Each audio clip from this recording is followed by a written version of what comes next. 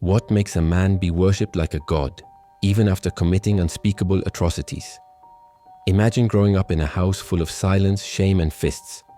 A child who watched his mother attempt suicide twice, who was abandoned by his father before he even knew how to speak, and who was called son of the poor woman by villagers. That child was Saddam Hussein. And from that pain, something monstrous grew. Saddam was not born into power. He manufactured it. But unlike other rulers, Saddam didn't simply rise through political strategy. He built a parallel reality, brick by brick, lie by lie, until even he seemed to forget what was real. In his world, truth was whatever left his lips. Reality bowed to his delusions. This is not just the story of a dictator. It's the story of how psychological manipulation, illusion, and self-deception can not only control millions, but can consume the man behind the mask himself. Born in 1937 in a small village near Tikrit, Iraq, Saddam grew up in the shadow of a violent stepfather and a tormented mother. He didn't attend school until he was 10, but his mind, hungry, sharp, and wounded, absorbed every humiliation. And somewhere along the way, he decided, they will never hurt me again. As a teenager, Saddam became involved with the Ba'ath Party, a political movement that combined Arab nationalism, socialism, and authoritarianism. But what drew him most wasn't ideology, it was power, and more specifically, control. Saddam quickly learned the value of deception. His first major political act was an attempted assassination of Iraq's then Prime Minister, a mission he fled from after being wounded. Instead of being seen as a failure, Saddam turned the escape into a legend. He framed himself as a revolutionary hero, a near martyr for the cause. This was the beginning of a pattern. Reality was irrelevant. What mattered was the story he told. But his most powerful psychological weapon wasn't just lying to others. It was convincing them that they were the ones lying if they disagreed. This tactic, gaslighting on a national scale, would become his trademark. When Saddam seized power in 1979, he did so with a terrifying display of psychological warfare. In a televised meeting of the Ba'ath Party, Saddam announced the discovery of a supposed plot against him.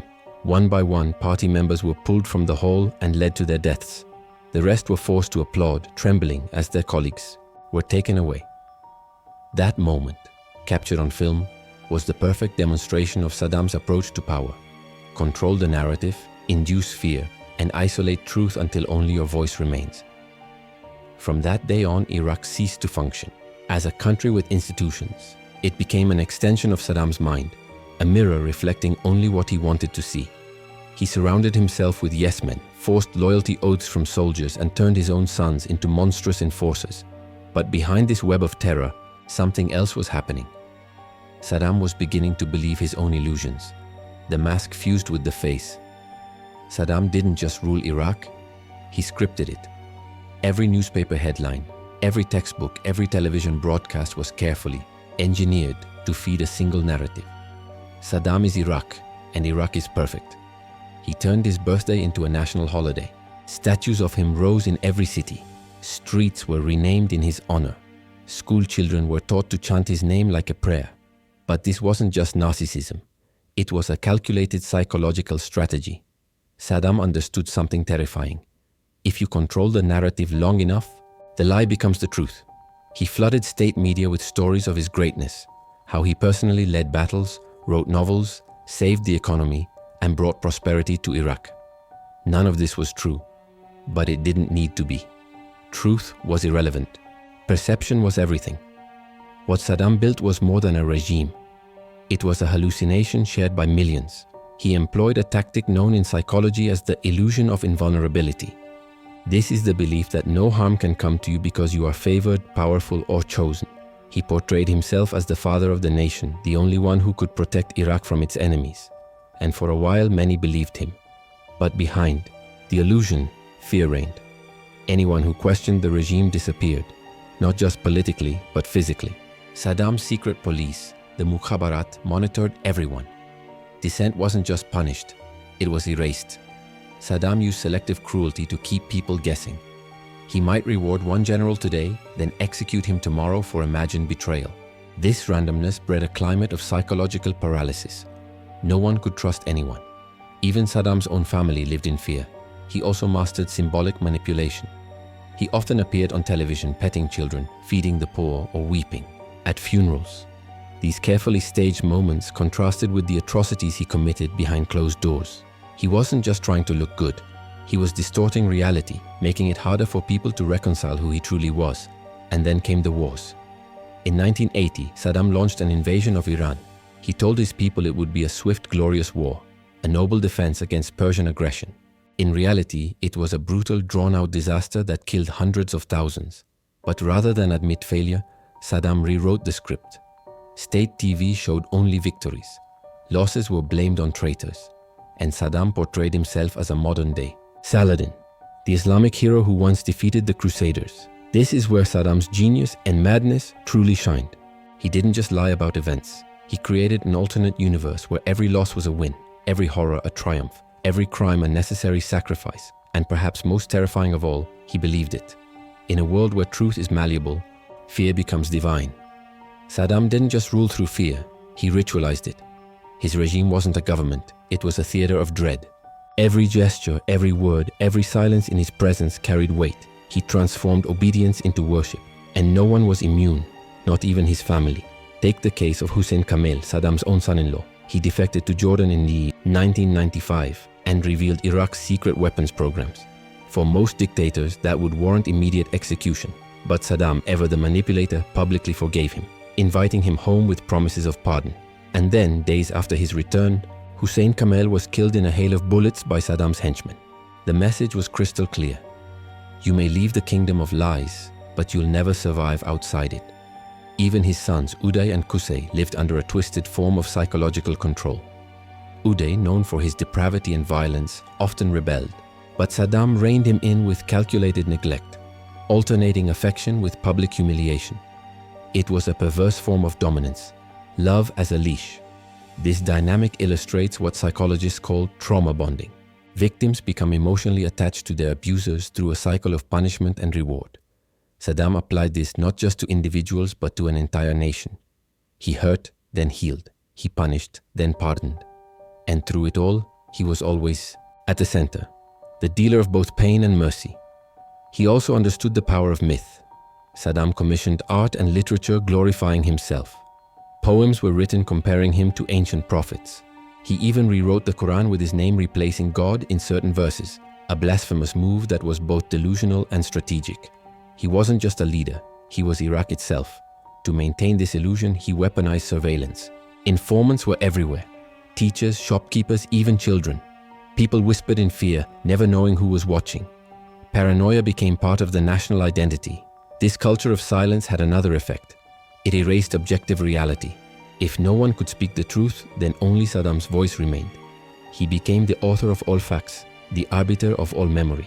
The country existed in a state of psychological gaslighting, where even obvious truths could be denied and illusions reigned supreme.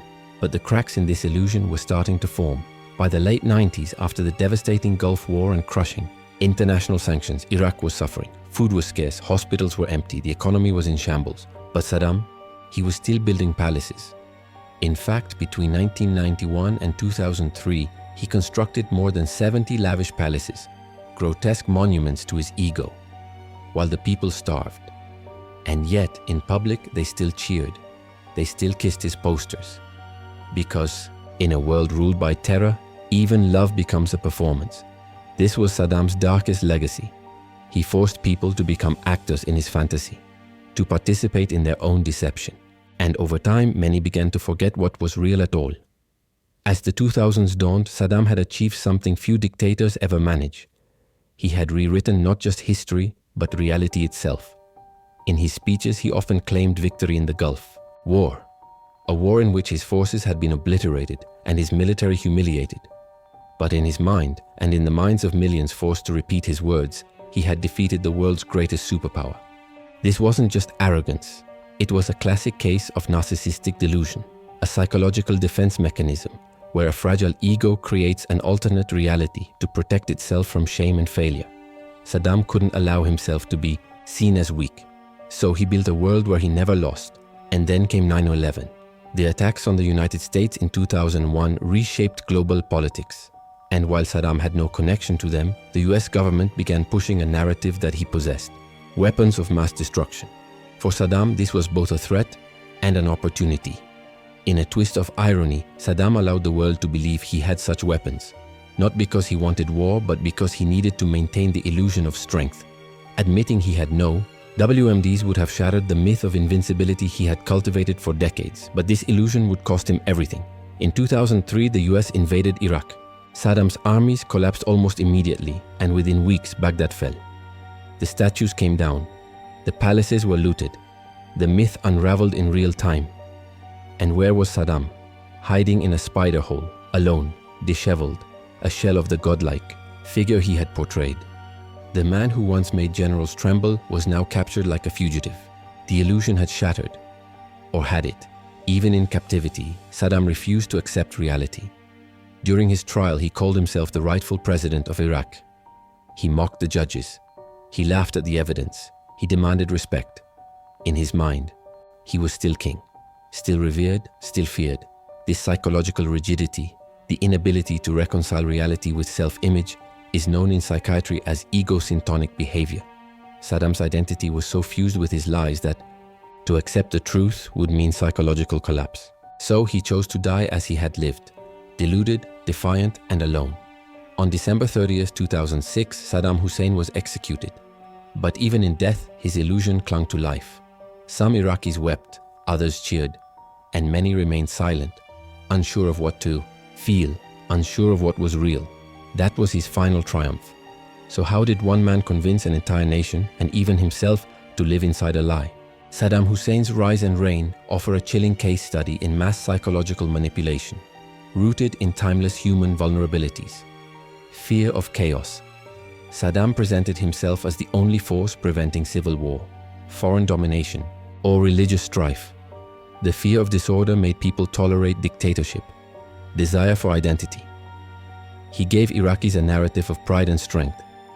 Even if false, it was comforting. People will often choose a beautiful lie over a painful truth. Control of information. By owning every media outlet, rewriting textbooks, and staging public spectacles, Saddam controlled the inputs that shape belief. Isolation. By creating an environment where no one could trust anyone, he ensured that resistance would always be fragmented and weak. Ritualized. Fear. Through purges, disappearances, and public executions, he conditioned a population to associate obedience with survival. But perhaps the most terrifying aspect of Saddam's rule is how self-delusion can evolve into state doctrine. He didn't just lie. He engineered a world where lies were more useful than truth, and eventually even he seemed unable to distinguish between the two. There is a phenomenon known as folie à plusieurs, a shared psychosis. It usually describes two or more people sharing the same delusion. In Iraq, under Saddam, millions were trapped in a folie à millions, a nationwide illusion authored by one man's fractured mind. His story shows us how dangerous it is when unchecked. Power, psychological trauma, and national identity become fused into a single narrative, especially one rooted in illusion. And it raises a chilling question. Are we still being manipulated by illusions without even realizing it? Saddam Hussein may be dead, but the forces he wielded, fear, control, propaganda, are very much alive.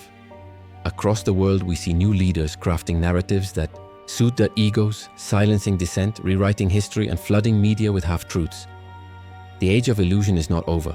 It has simply evolved. Today, manipulation happens not through statues and speeches, but through algorithms and influence, through deepfakes, misinformation, curated realities on social media. The difference is now we choose the illusions we live in, but the psychological mechanics remain the same. The desire for certainty, the fear of chaos, the comfort of a simple story in a complicated world. Saddam's legacy is not just political, it is psychological. He was a mirror held up to our darkest impulses, the need for control, the seduction of power, the fear of truth. So the next time you hear a leader claiming absolute authority, the next time the media tells you only one version of a story, ask yourself, is this truth or a throne built on lies? Because the most dangerous illusion is the one we don't even realize we've accepted. Thank you for watching this video. Please subscribe to our channel and like this video. Also turn on the notification bell to be notified about our uploads. See you in the next video.